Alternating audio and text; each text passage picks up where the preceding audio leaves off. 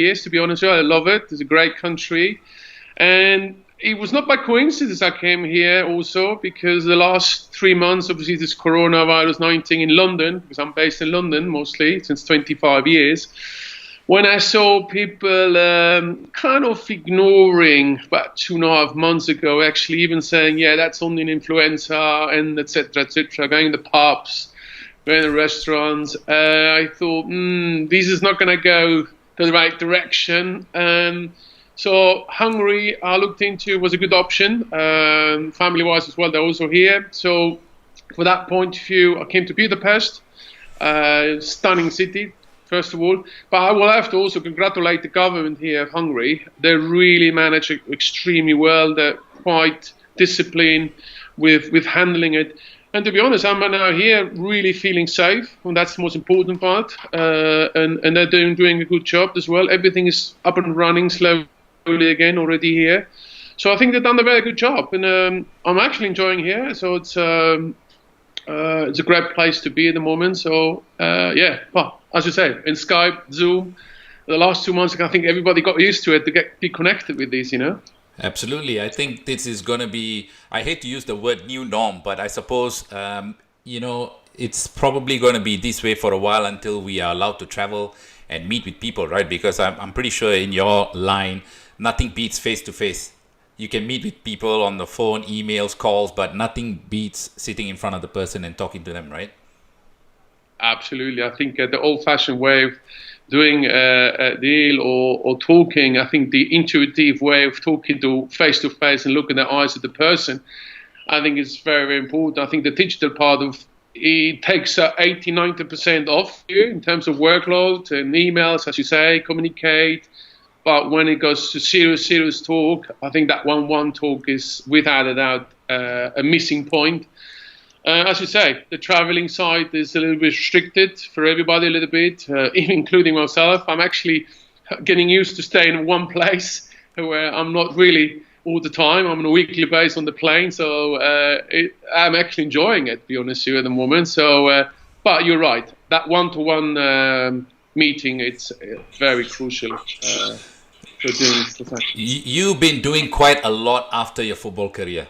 Loads. You've been doing loads. We won't talk all about that, but I want to take you back in time. I think it's also important for people to understand how you started your football career, and it was actually a very interesting way that you climbed up the ladder. Obviously, you were born in Switzerland, but your parents are of Spanish descent, so they actually immigrants that moved to Switzerland. How was that like for you as a kid moving to Switzerland? Well, first of all, my parents and my brothers and sisters, they were born in Spain at the time. But I was the youngest. And they, as an immigrant, as you should say, at the time, Spanish immigrants and Italian immigrants was quite usual in Switzerland. So my parents obviously came to, obviously without speaking a language of German or French or anything, and coming to try to get work in Switzerland. They're lucky got there. And I was lucky as well to born there afterwards. I was like the face of, let's call it the better life in a way, I think my parents really struggled in Spain because, under the Franco regime at those days, a dictator, it was a tough time for my parents to even have a family, And Switzerland, from that point of view, it's a great place.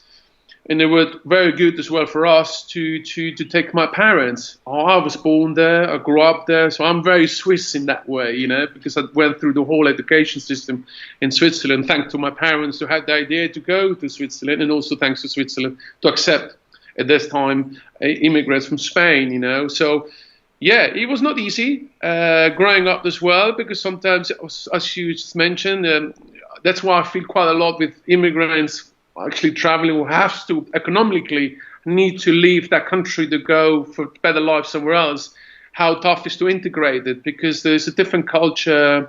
People are not always too open about it. You coming to their country and potentially, in brackets, taking their work or job, So in school it was, I was born and grew up in Switzerland like everybody else, but I was a Spanish boy, So my name didn't hide it either. Ramon, it's very Spanish, So yes. So I couldn't hide that I was Spanish or not. If I was calling Marcos or something like that, very German, I could hide behind the name, but I couldn't. I was very kind of Spanish background, but in the same time, I was born and grew up, had all the Swiss culture, where still today adore and love, of course. I think more Swiss than Spanish in that way. In heart is Spanish, but in my head is Swiss. If I can describe myself a little bit in that side. So I was the immigrant boy who needed to go through. I see my hardworking parents going it, my brother also as well, going trying to get work and study well there in Switzerland. So Switzerland was a very good platform in that terms point of view. I'm interested to know, why did your parents choose to go to Switzerland? I mean, from Spain, you could have gone to Germany, or you could have gone to even England, right? Well, I'm too young to even to know. All right. As well, because I was born in Switzerland, so I was like let's call it the golden boy in my family. I was growing in a country where obviously prosperity was quite high. It's a wealthy country as well. Jobs were there available. I think it was a mutual family. It's all about the network in the same time. People propose you where to go or has a job. It could be in Germany as well, as you say, or in France. A lot of Spaniards used to go there as well. It depends who you're connected to. And I think at the time, my uncle from a father's side was already in Switzerland based. And then decided to say, my father, come bring all your family over here. We might have a job already here. I think that was the connection with Switzerland. So he had family connection already based there. And then my father brought the whole family over. Not easy at the beginning because couldn't speak one single word of German or Swiss German, we call it, But they went through. They stayed there over 30 years. And Let's talk about football now, because you started obviously showing some talent and you were snapped up by Grasshopper Zurich. And I didn't realize that Grasshopper Zurich was in League 2 now until I was doing this research for your show. It's amazing because I suppose not many people actually know. I follow quite a lot of European football. Didn't realize. I just assumed that Grasshopper Zurich was still in first division, but they've gone down.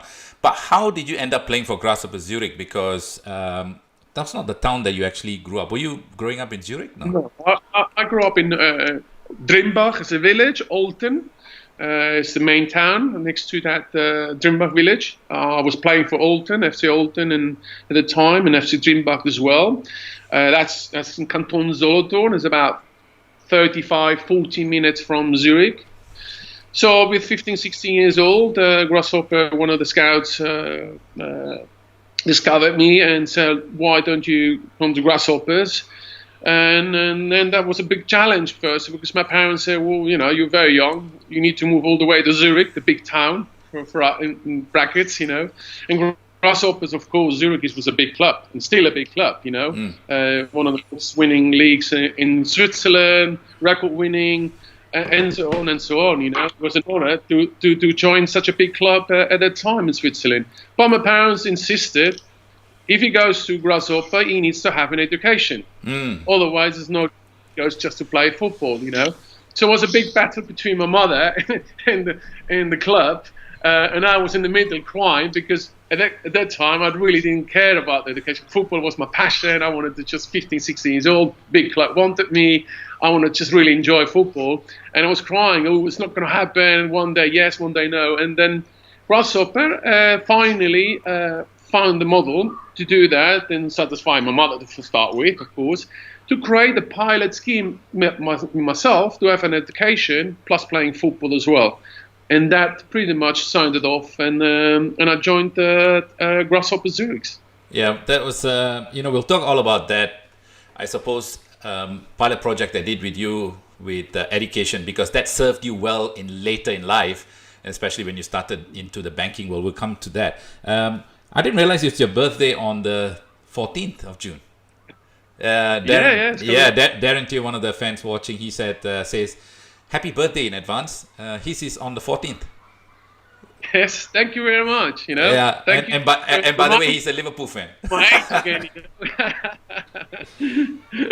So But yeah. yeah, thanks, Darren. Thanks for wishing Ramon a birthday. Plenty of questions. We'll all get into that. But I want to talk about Grasshoppers, because it was only in the second season when you were there in Grasshoppers that you became a mainstay of the team. You played around Europe. What was the level like in Switzerland when you started with Grasshoppers? Well, I think the level at that time in Switzerland in the 90s, I enjoyed just late 80s, 89, 90. Okay. At that time, Ottmar Hitzfeld was my manager. So, where he then afterwards went to as a very successful manager in Germany in the Bundesliga, Bayern Munich, Borussia Dortmund winning the Champions League and so on. So he was probably my first kind of manager when I joined Grasshoppers with 16 years old. I think if I look back now, the quality of players was very high already then. And I think in the 90s, Switzerland at the time, I think not just in general, but Switzerland in particular, had a very quality, young, talented, up-and-coming players. Talking the Alan Sutters, there's Gerardo Sforza, we talking Thomas Pickel at that time as well. So pretty much Grasshoppers over the period of time created nearly 90% of the national team players of Switzerland, where then afterwards went extremely successful in the 90s. So the quality was extremely high. If I look back now, I think that time is better than actually even today. Even the league themselves, I would say, to be honest, it was tough because it was very competitive. At that time, Basel was not existing, was at the time a second division, but it was a big club already. By that time, you got Zurich, Geneva, you had Sion, you had Neuchâtel Xamax, you had Lugano, FC Luzern. 4 or 5 really actually compete for the league, where compared to there, you don't have that. There's a major gap between the two big clubs and the smaller ones, So the growth of football in Switzerland really went from very good to extremely good, When you look back at your time in Switzerland, because you stayed there, there were 6 seasons you were there, 6 years with Grasshoppers before. Are you there? I might have lost you there temporarily. Yeah, you there? Yeah. Okay. Yes. You froze for a while. You were there for 6 years. What was the highlight of the 6 seasons you were at Grasshopper Zurich? Well, I think the highlights was quite lots, because I think the 6 seasons Grasshopper is one of the most successful, I would say, 6 years Grasshopper had even today. If you look back, we won various leagues. We were various Swiss Cups as well. So I can list up. I think a lot of medals, a lot of cups. A very successful period. I think one of the most successful period for Grasshopper Zurich on the national, but also on the international, because also we first time qualified for the Champions League at that time. It really started the new phase of the new Champions League era. We qualified the first time. It was a very big success for Switzerland. The Grasshopper Zurich joining the Champions League, the elite, we call it in that case. Yes, absolutely. The highlight, I would say, winning the league in Switzerland is without a doubt one of the biggest highlights you can have.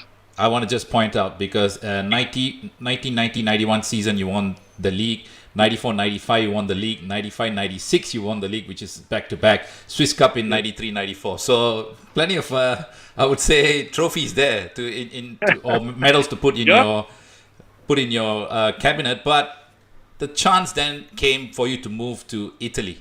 And I suppose by this time you were already an international player, right? And do you remember your debut for the national team?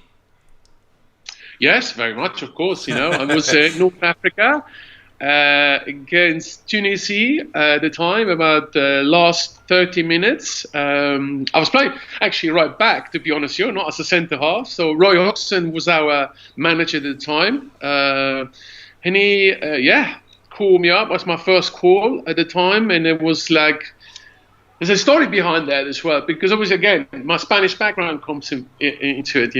My parents, you want to play for the Swiss national team? Why not wait for the Spanish? I was going to ask you that. Was there at any point that you would have considered playing for Spain? Well, it wasn't an offer there yet, but the Spanish were following me at the time. But I stick to where I was born and grew up.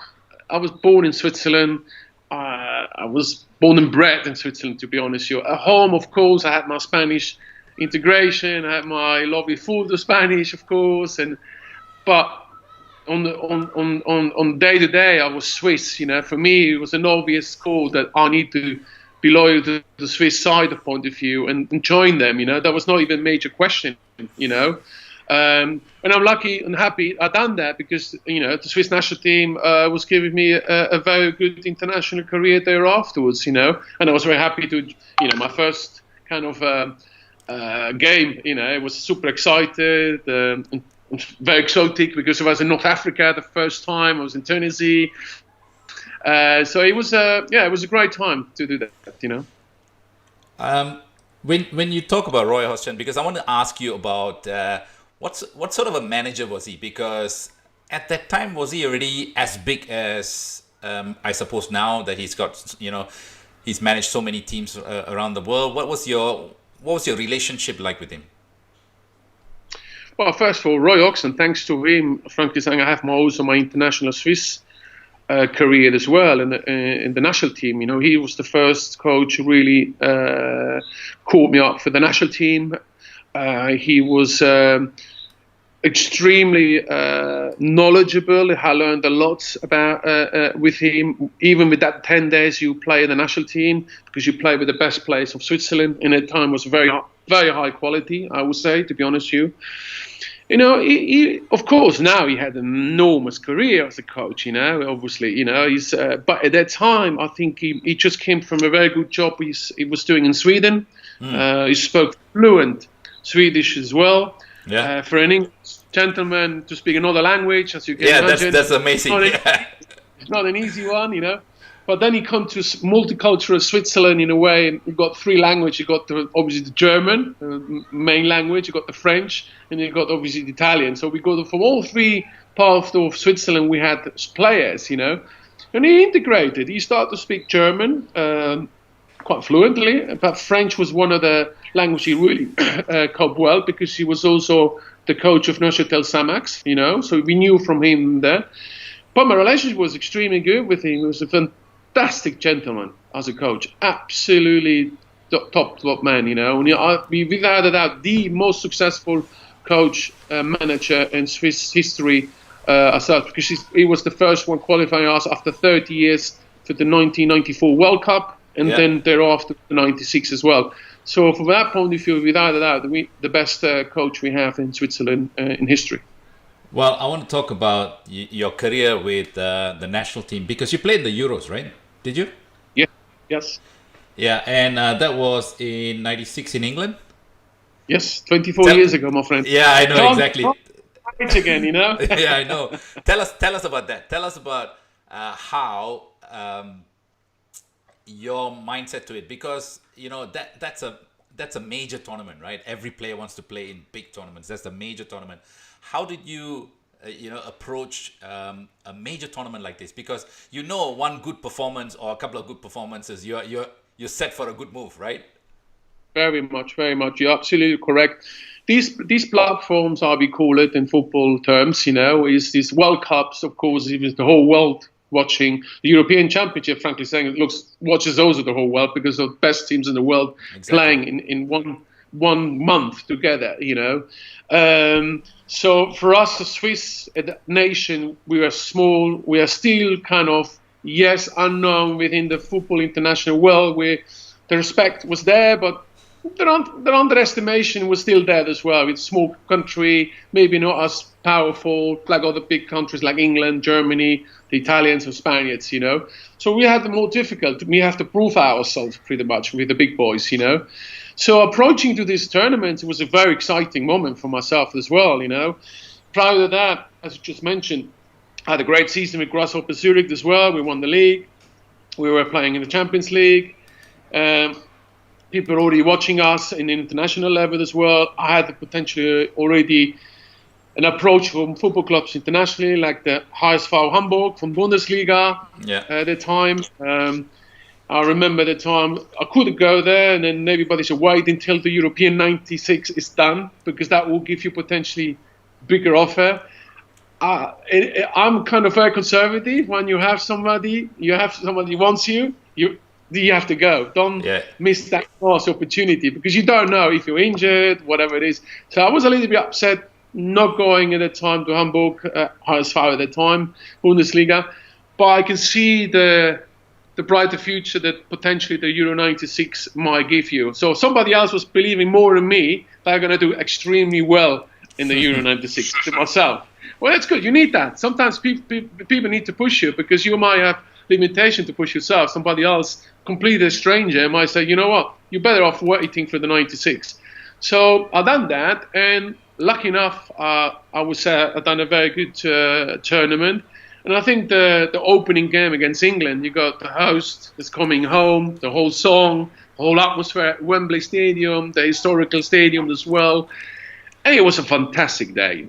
I have to say, I have some great memories. Even now, talking about it, I get goosebumps, because just coming out of that big dressing room at Wembley, I don't know if you ever saw them or ever saw pictures of them, but it's a huge dressing room, you know. Absolutely, yeah.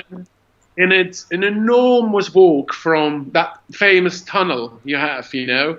You've got a long walk all the way up to the pitch, you know. I remember still today, goodness me, how long I still have to go to the pitch. It's like, it take maybe only 1 minute, to be honest with you. But for me, it took like ages, you know. But then when 80,000 people and standing in front of him, and the welcoming from the English fans and everybody, and the Swiss fans were there as well. It was a wonderful day. I have to say, it's a great day and great memories. This is the beauty about football. These are the memories as a player you want to keep. These are the memories you want to never going to go away. They are in pictures, they are in video clips, and etc. So in my case, even it's 24 years back, but some fantastic memories there. I want to ask you, that England game, who did you end up marking? Because they had some really good forwards back then. Oh yeah, well we had Teddy Sheringham. He was afterwards my teammate at Tottenham Hotspurs, and then we got Alan Shearer, of course, you know, who scored on that day, finally, you know. But, I'll tell you what, we was Gus going in the midfield. We got Darren Anderton, also my ex-teammate with Spurs. You got Tony Adams in the back, the Neville brothers, and so on. So Paul Scholes. So unbelievable, fantastic team at that time, you know. And we, Switzerland, really, actually, to be honest, we dominated that game quite for a while, you know. And we were 1-0 up as well. It gave us enormous confidence, you know. You're playing against the host, opening game, from majority English supporters, and you're 1-0 up. Can you imagine how you feel at Wembley Stadium, you know, as a football player? You know, it's like unbelievable. And yeah, it was tough to play against Teddy Sheringham and Alan Shearer, both extremely smart in the movements, the way they read the game. And as a centre half, it was me and Stefan Honchon, you know, ex-centre half for Liverpool as well. You know, we were both together. We were really busy for 90 minutes. I'll tell you that now. No, it's good. I want to just take a moment to invite all of you guys that are watching on YouTube. Thanks for all your messages. A lot of people on YouTube Live. Thank you so much. I've been speaking to Ramon Vega. He's just been explaining to me about his experience at Wembley, Euro 1996 opening game against England. He had to mark the likes of Alan Shearer and Teddy Sheringham. What was the score? Did you guys lose in that opening game? No, we draw. We should have actually won against. Okay. We were 1-0 up. Very exciting. Goodness me, we were 1-0 up. It's like a surprise, you know. Small Switzerland. I think England was kind of underestimated. I think there's a story behind that for England. A week beforehand, the preparation of England in Hong Kong. They were in Hong Kong. And Gascoigne, the famous character. Gascoigne, right. I remember that one. Yeah. Getting hammered. We Swiss players, wow, these guys are really prepared against us, to be honest, really underestimating us. This famous dentist chair, you know, from Gascoigne, you know, get drunk, everybody. Yeah. I think it was in the papers. We only, as Swiss players, we only got information through the papers, of course, We didn't know what was going on, but we thought, goodness me, these guys really underestimate us. Well, we actually take a piece out of the paper where that famous dentist chair, getting drunk, everybody, from the English player, we hanged it up at the dressing room. Wow. And reminding everybody else, guys, they're underestimating us. Go out there, we have a great chance maybe to win against these guys, They might be even potentially drunk before the game, So we were conservative Swiss guys, focusing, concentrating. A week before already in England, we were in Hertfordshire in a hotel just close by to the Wembley Stadium. We're just monitoring what's going on. But yeah, it was a great week preparation, and also that piece from the newspaper, take it out and hang it up on the table at the Wembley Stadium in the dressing room was unbelievable. It encouraged us, we really got out with confidence. These guys are really underestimated, and maybe they potentially even, as I say, maybe even drunk beforehand, I want to ask about, we all know about Paul Gascoigne, right? What a player he was. How did you think he performed in the game against Switzerland? Was he the player? Because obviously we all know what happened before. I think, to be honest, Paul Gascoigne is a player. It's like a little kid. You give him the ball and he goes into the court, he gets lively. As simple as that. He gets really lively. If he doesn't have that, I think he gets depressed. That's where he gets lively. That's his character comes out, And even if on the game against us, he was the only one who really kind of, he was fighting, he was playing absolutely talent, without a doubt. A character as well, even during the 90 minutes, he was talking quite a lot, to be honest with you.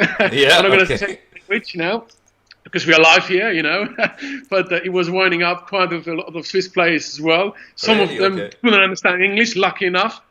Can you imagine? But even he was talking, sometimes you couldn't even understand him because the accent he had, it was heavy, But he is a wonderful player, without a doubt. He's a fantastic player. He played quite well against us as well. From the whole team, I think it was the one best performance he had. Obviously, thereafter, England went to an extremely great tournament because they'd done a fantastic tournament there afterwards, Where did you guys end up in that competition? Where were you? Where did you finish? Well, we thought after the England game, let's call it, we draw against the host, pretty much nearly won against them, but we had a tough group. We had Scotland and we got the Dutch, Holland as well. And that Holland, they were not like the small Holland of the 90s. They're Holland of the Ajax Amsterdam Champions League winners. We're talking to Seedorf, the Dublin, the De Boers, you name it, Kluivert at the front. Really, really, really top best players, So we had a tough group to play with, And drawing against England already to start with, it's a point in our pocket. But we were very unlucky against Scotland to win. They lost that. We actually went out in the first round already, But frankly saying, we can go with heads up because we really played against the top teams in Europe at that time, Your move did come, but it was not to England as yet because you went to Cagliari in Serie A. And yes. I'm pretty sure after the Euros you had quite a few offers, but how did you end up in Cagliari?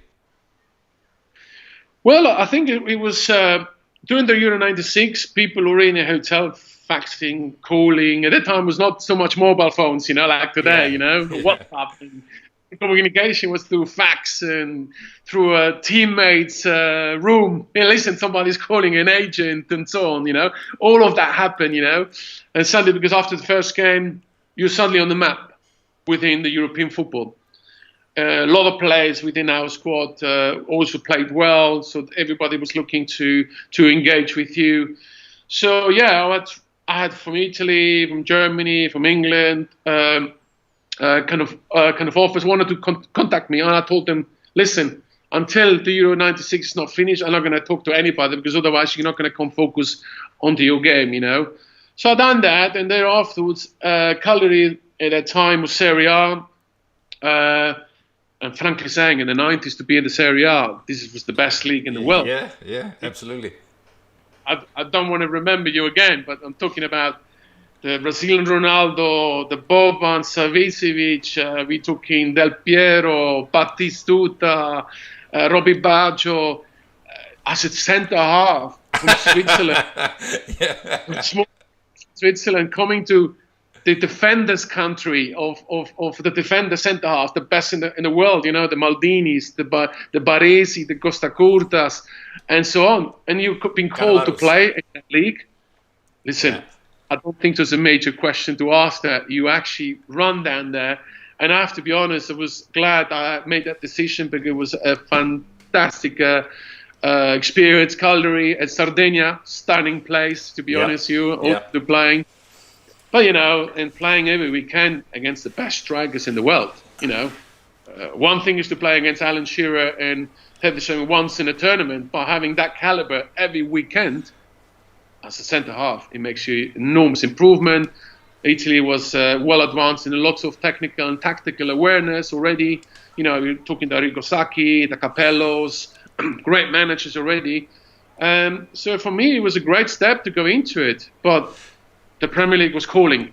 Yeah, absolutely. I've got a question here for you from Saktivel, who's actually watching. Sakti, he says, "Hi Vega, happy advance birthday.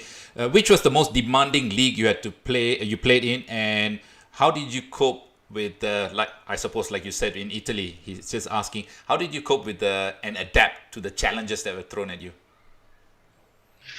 Well, first of all, the good thing if you're coming from Switzerland, one part is good. You are quite multicultural in adaptation because in my case, I was Spanish background, so I spoke already Spanish, but also had a lot of Italian friends because within Italy and in Switzerland, you've got a lot of Italians, also the similarity like myself, parents, immigrants, but they're born like myself at school.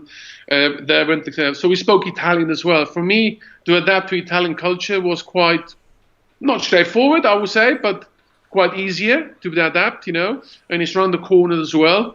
And that part was I was glad I had this background I had already with me, because if you don't speak the language, it makes it very, very difficult as a player to adapt the culture. Whatever country you go, it's just the culture, the way they're thinking, and the nuances of the languages to understand. They're laughing in a dressing room. You don't understand one single word, and you have to laugh like fakes.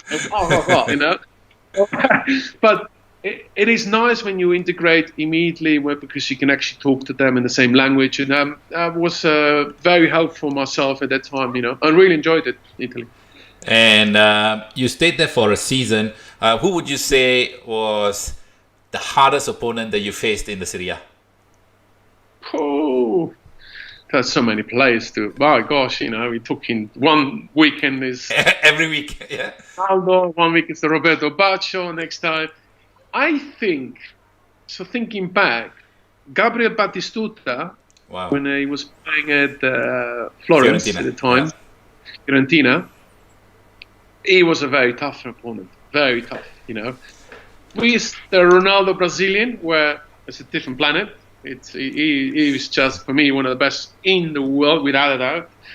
But Gabriel Batistuta was difficult because the guy just could not let him turn either. He will have a shot. He would take the target all the time. So centre half, you need to be 90% super concentrated. Concentrated. Yeah. So, like you said, the Premier League was calling. Spurs came in for you. Yes, the Premier League was calling. I think England football was calling it as well. I already had a fall in love during the Euro 96, Wembley Stadium, be there for a month, got to know what's all about. And I think the Premier League started to get strength. I think the Premier League was only about a year or 2 years old as such, at the time. Compared to Serie A, I think the Serie A was starting to go into a level of problems as well over the period of the next few years. And the Premier League was the one to go into it. And of course, when Tottenham Hotspurs called up, and Alan Sugar called me up, that was one. Leeds United and Liverpool as well at the time. Wow, okay. With the three kind of clubs I was talking to. By the time, London was the attractive side of it as well. I have to be honest. If I think back today, Liverpool today is a different city than it was 24 years ago. Leeds United or Leeds was also different than 24 years ago, you know. I think maybe today I would choose potentially Liverpool. You never know, you know. But because the environment and the city and what Liverpool was giving at the time. But I choose Tottenham Hotspurs, and I'm very, very glad I choose. It's a big club, big London club as well. And yeah, I had Alan Sugar then, you know, convinced me, let's call it that in this case, because I was really enjoying the Serie A as well. And it was, time to leave the beauty island of Sardinia and go to London. Completely different culture. My goodness me. Yeah. Yes. Did you get on Lord Sugar's yacht? Did he invite you on his yacht to talk about the contract? Because that's what he did with Klinsmann, didn't he? No, I was on his tender, you know. I was on the small one, little one, you know. The yacht was too big. No, we had, to be honest, we didn't have even time to do all of that. I think it was kind of, over the phone, and then pretty much then I decided to go to London, and we met us there in London then, and was glad that, you know, I'd done that move because, it determined quite a lot in my life as well going forward, you know. You know, loads of Spurs fans here, so they're all asking some questions. I'll pick out one from a Liverpool fan first. He said, Stefan Henshaw, one of the most underrated centre-backs in Liverpool. He was an absolute legend that played alongside you at the Swiss national team. Yes. You agree with that? Well, absolutely. Stefan Henshaw was a fantastic player. I played the national team with him, and he went to Liverpool because I remember talking to him as well, because we had both. He was a little bit later going to Liverpool. He was in Bundesliga Hamburg at that time, you know. And when I had also requests from Liverpool at the time, when he came to the national team, players talked to each other, what's your next move, what's going on, you know. And he would say, Ramon, what do you think about England? And so Liverpool, and I told him, listen, if Liverpool calls, you go. You don't even question that. It's a big club. It's an enormous club. The fans are unbelievable. You have to go. And, I'm happy for him. He joined Liverpool. As I say, the fan, he's right. They underestimated him quite a lot, but he was a solid centre-half for Liverpool. Right. Question from Daniel. You're watching on YouTube Live. He says, please tell me where Ramon Vega was born. Please tell. If you're not keeping up with the agenda, he was born in Switzerland, but of Spanish heritage, right? His family is from Spain. Correct, yeah. Yeah. And, born in Switzerland. Exactly. Yeah, born in Switzerland. That's right. Nitin Nambiar, I believe he's a Spurs fan. I know that for a fact. He said, what were your best moments at Spurs?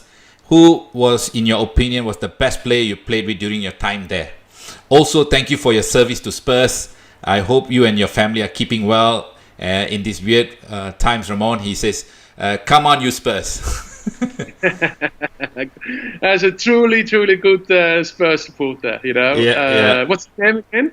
Nitin. What's his name? Nitin. Ethan. Nitin. Yeah. Well, thank you for Ethan for these lovely, kind words, and I hope your family and everybody else in your family are well as well. And it's a common new Spurs, as you said as well. Coming back to your question, absolutely the highlights at Spurs is the '99 League Cup we won, Wembley as well. Again, the historical stadium, as a good omen from my point of view. I think for Spurs, it was, and that day for Spurs supporters, one of them unbelievable magical day, because I remember they did not won for 10 years or something at the time, and that's the first little trophy that actually they could win, and it was a fantastic day for me. That's one of the most biggest memory for Spurs. In terms of playing players I had at that time, well, I would say David Ginola and Jurgen Klinsmann. These are the two ones I would say that are quality players I played at the time with us at Spurs, That's a great segue to my next question, because Darren asked, was Ginola a prima donna in the team? So what was the question again? He said, was Ginola a prima donna? That's a good question. Fair That's a enough. very good question. Yeah, that's a good question though. I don't have my hair as well. Was he paying too much attention to his hair? Like, I mean, he's a good-looking guy. Oh, I'm not. I'm a footballer. I'm not an artist. He was saying or Yeah, something like that. yeah. Yeah, well, he loves himself, in a way. How can you play him? He was a charismatic character, flamboyant, long hair, good looks. People really. Yeah, I roommate sometimes in some of the games, away games in England. Was he always I'm not gonna combing his hair? I'm not gonna do anything else. But he was definitely, close to the prima donna side. I would say he was there. He was a little bit there, but he was hardworking at the same time. He was humble in that part as well. But with us players, we were always joking with him. We were always taking the mickey out of him, to be honest, you. Another question here: best centre-back partnership at Spurs with Campbell or Calderwood?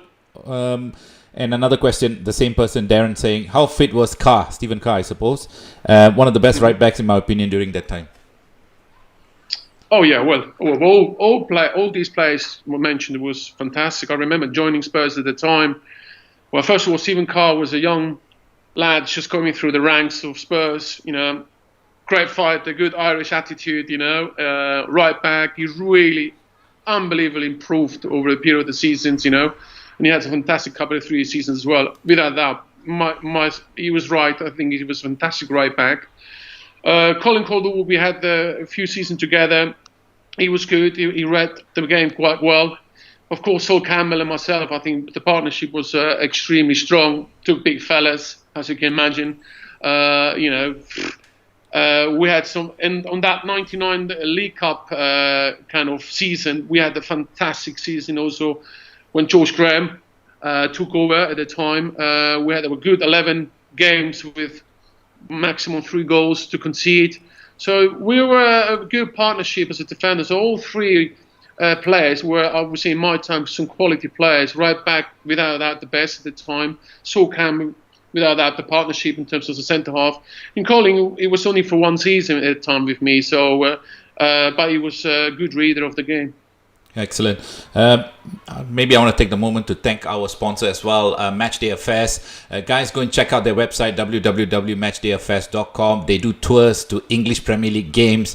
They do an absolute brilliant job. Unfortunately, with all this COVID-19 and travel, they can't take people to England to watch those games. But you know what? Still keep engaging with them. Check them out on their website and also their Facebook. Let's move on. Ramon, let's talk about the not so good moments, because you broke your leg when things were just going well for you, wasn't it? Well, yes, it was annoying, disappointing, but at the same time, very varying time as well for myself in my career. Spurs was great. We had a very difficult phase before the 99 League Cup. 1 season that time with Christian Kroos. Yeah. We just survived the Premier League. It was a very tough league season at the time. And then George Graham came in and we corrected. We had a great phase. We went to the League Cup final. We were in the semi-finals of the FA Cup finals as well. So we had a good, very good fight as well. So in that point of view, everything was going that direction. My performances started to go back I used to have. I started to have confidence. Sol Campbell and myself were really good partnership. We understood each other. The team was compact. And the League Cup was, of course, great day, but very painful. I knew already, well, not knew it actually at the time, with enormous pain in my ankle. I said, what the hell is going on? Doctors, you have to play in a way. I wanted to play because I didn't want to miss. After 10 years, you go to a cup final and you're going to miss that. After all the qualification, it's impossible. So I went like a crazy guy, let's call it, in the time. Went into that game with a broken ankle, actually. Wow. Not knowing it at the time. Major painkillers, as you can imagine. Oh, goodness me. It was... but the emotions, the strength, my mind was so strong that I wanted to play that game and win for Spurs. I didn't feel as much the pain at the time. But don't ask me after the game. It was painful. It was beyond pain. But it was worthwhile. I had my medal in the hospital because I needed to go to the national team just the day afterwards. And that's where the shock came into it. The reality came in place. All the nice day was gone. We won the League Cup, very painful. Now I went to the national team. The doctor done some scans, and then the scan results came back, and the doctor sat down with me, and I knew from his voice that something was wrong here.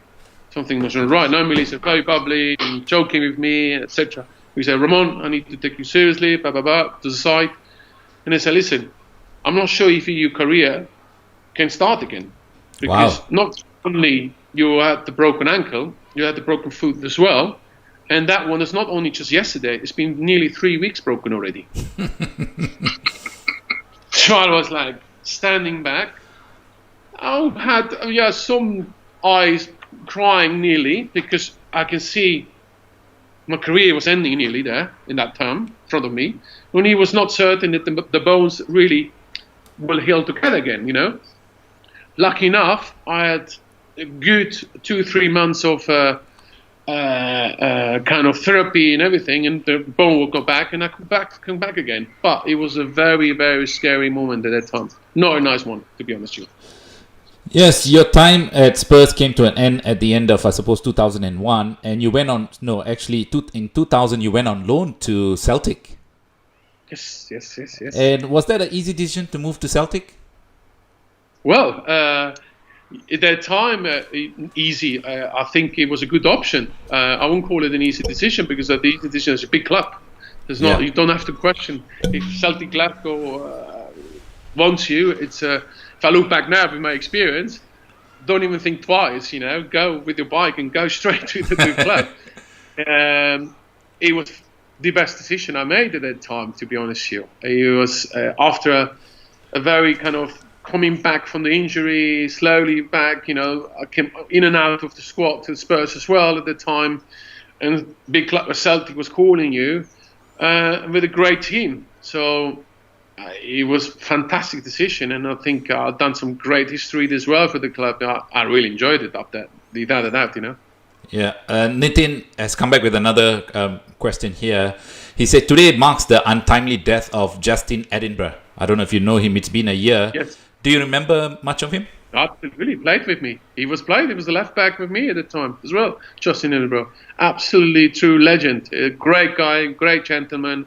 I still have some absolutely great memories with him at the club, because don't forget, at that time, Premier League was not too many foreigners coming into the country, as it is today. So Justin Edinburgh at that time, I remember when I joined the club, he was the first kind of guy really tried to help, tried to integrate you into the club, because he was already there. He knew the culture of the club, the history a little bit, I still have some great memories about Justin. Great gentleman, great player. We played 4 seasons together. He was, at the time, unfortunately sent off at the League Cup, the 99 as well. But it was essential as well for us that he was there. So, yes, it's a great legend. We played also the legend games, because the Spurs also has some legends games sometimes. So we played sometimes together. I still have memories with that. Of course, we a little bit more weight. I saw a couple of the images, yeah.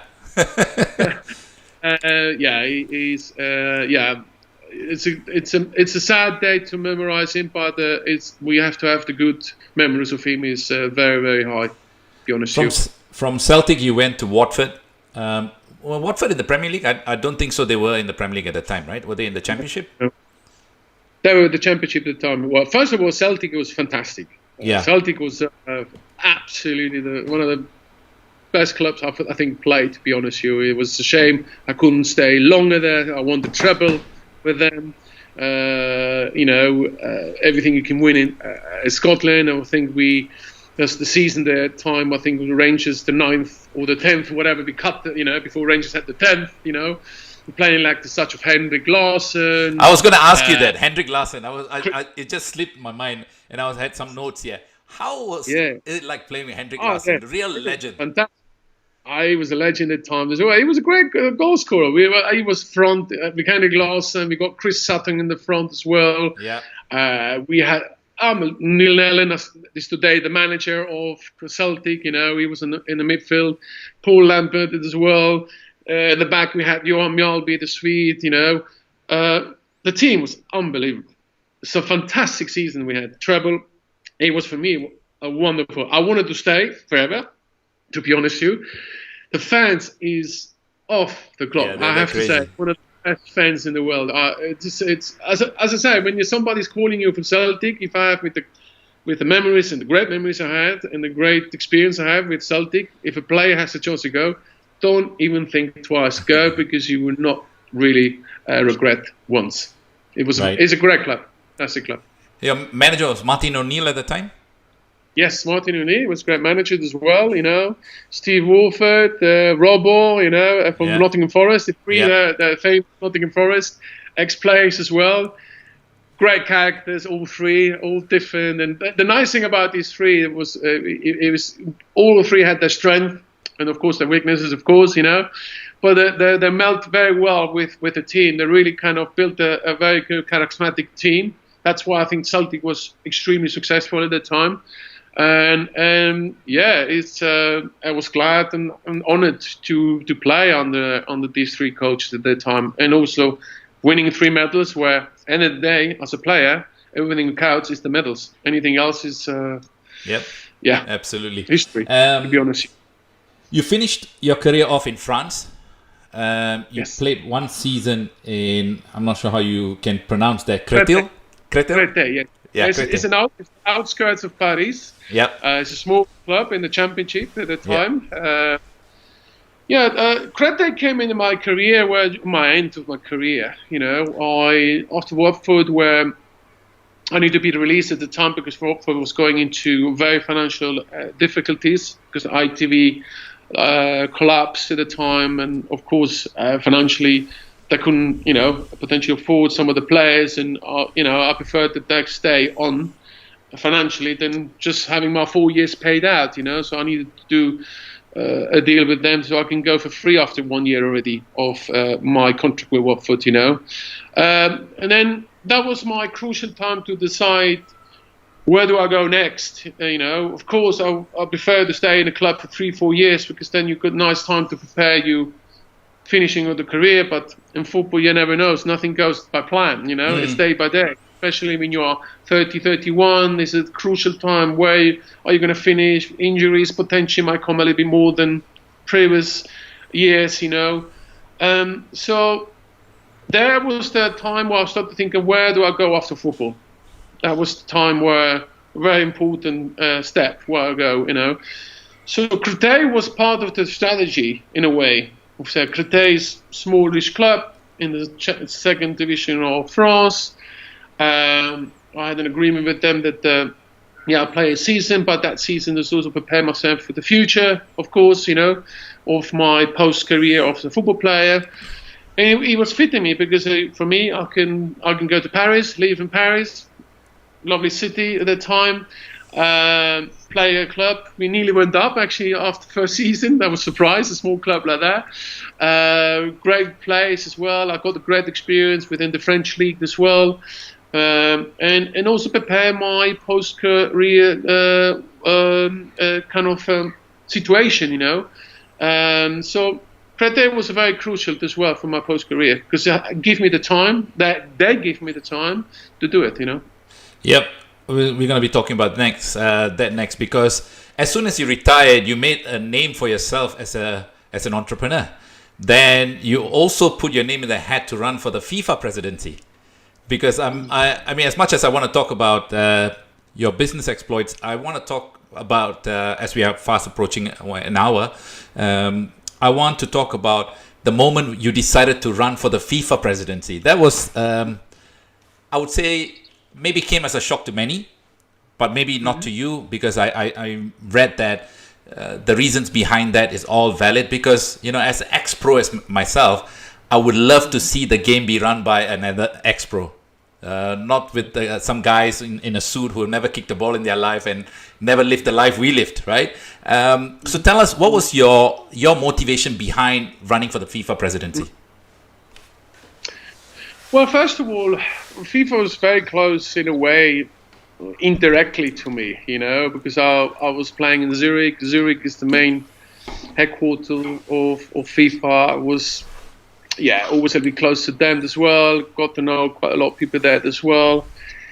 But when 2015 came in place, where enormous trouble within FIFA was happening, obviously the corruptions, the allegations of a lot of people taking quite a lot of money out of the system, and so on and so on, in my case, it was not just I wake up one day and say, listen, I'm going to run for this position, I think it was a progress/default way of going into it, First of all, already by then was over 10 years within the financial industry myself, building up within the whole asset management private equity industry will give me enormous knowledge within, I would say, business dealing, investments as such, but also not limited the business of football as well, because I was involved quite a lot of in transactions within TV rights and so on within the financial side of it, So the knowledge within the business behind the scene was extremely advantage in my side point of view, not just the DNA, as you say, as an ex-player, the grassroots, the dressing room, the technical side and everything, where it comes natural to you because you went through it as a youngster, So these two combinations, the merge of the two fields where today is more needed than ever, because the business of football is a multi-billion industry, But the problem is the structure within that industry is not up to date at the time, what it was actually in terms of revenue stream, So the fault flows between the structure was very kind of limited and very kind of non-controllable and untransferable in a way, point of view, to the today's governing of an institution like FIFA, which is supposed to be a big institution. It was not being managed as it's supposed to be. So I thought at the time, an idea. It was from my point of view, but it was not me. It was. It needs always somebody else to call you, and without mentioning names, of course. To Ramon, we need somebody who potentially not just have the two knowledge, but has that kind of credibility to go into that position, It took me a while to think about it, to be honest with you. I had some thoughts about it because it comes with responsibility, such a position. It's not just a small position in the same time. But I love challenge. That's football players love challenge. The higher you play, the better you start to perform. The more people start to watch your mistakes, the more you're performing less mistakes. Listen, we're used to that, that pressure, But at the same time, it's going back to my roots. I started with football. I am today what football gave me today, And I think it's something also to give back in terms of know-how, knowledge, and potentially reforming side of it, Yeah. And that was my whole process to say, listen, yes, why not? I consider something like that if, of course, the support is there and the people I talk to, some of them are quite not small in a way. They're within that political, we call it, environment, I got great experience out of this. I got great knowledge behind the scenes as well. So it's you never know. It's amazing to say that because on the weekend for my radio show here, I interviewed Bonita Macieres. I don't know if you know. She's the whistleblower. Amazing story. The stuff that she's telling me about the World Cup bids, oh my God. It made me sick in the stomach to know that there's so many things. We know, we all know that what's happening behind the scene, but when you hear from someone that was actually part of it and she paid the price, right? After 12 years, she was proven right. This is this problem, You got people who are very, like her, extremely encouraging to do it, because you have to have the courage to do it. Yeah, it's not for everyone.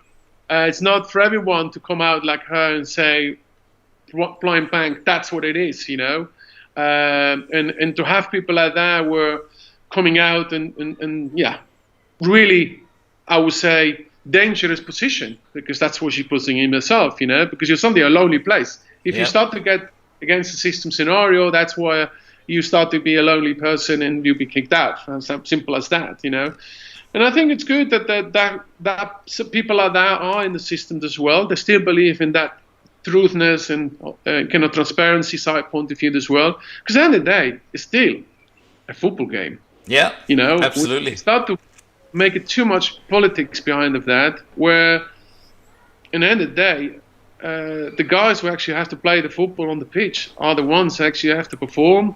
They have to know the rules and the regulations, and that's when you need to focus into it. You need to talk about the football again, the soul of football again. And we've been talking about too much about how much money the football has, how much money has to come more into it. Listen, the platform is there. There's no question it's going to come into it. It's how you now make it long-term sustainable, and not losing the most important element within that industry is the soul. And I felt, and I'm talking as a player now point of view, I felt the soul of that industry starts to vanish a little bit because it's going away from actually the purpose what football is supposed to do. It's talking too much about the money, talking about too much about overall than actually the football himself. And I think that's something without a doubt should be coming back. And if I can do that in my own way, I'm happy to do that. Yeah. Right. I think we spoke quite a lot. It's been almost past an hour. I won't take too much of your time, but it was an absolute pleasure talking to you, Ramon. I think we've been trying to fix this up for a while now. I'm glad that finally we spoke, and just judging by all the comments, people really enjoyed this interview. I thank you so much for your time. And just before we go, I want to give you another round of applause.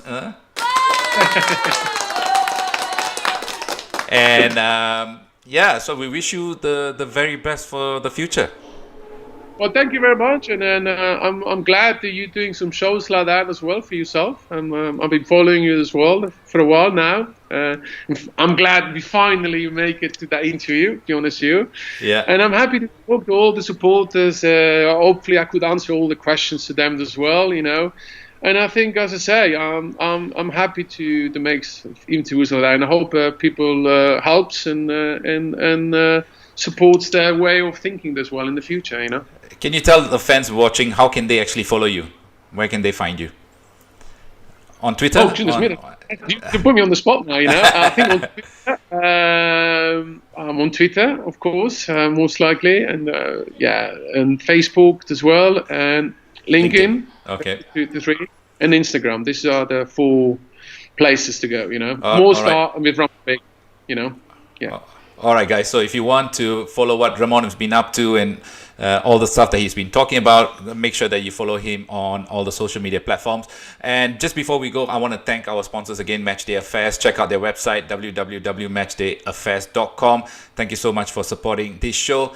And if you like such interviews, I have my own radio show on the weekend on CNA 938. If you are in Singapore, of course, it's called Sports Talk Saturday and Sunday. Make sure you tune in to my show, and I'll bring you even more, I'd say esteemed guests like Ramon Vega here. Ramon, thank you so much for your time. You take care and enjoy Hungary. Yeah, I will. Thank you very much, and enjoy Singapore as well. Hopefully, I'm going to come to see you in Singapore. I'm supposed to come over there now in June. But anytime. All right, see you next time. Okay, take care. Cheers. Bye. Cheers.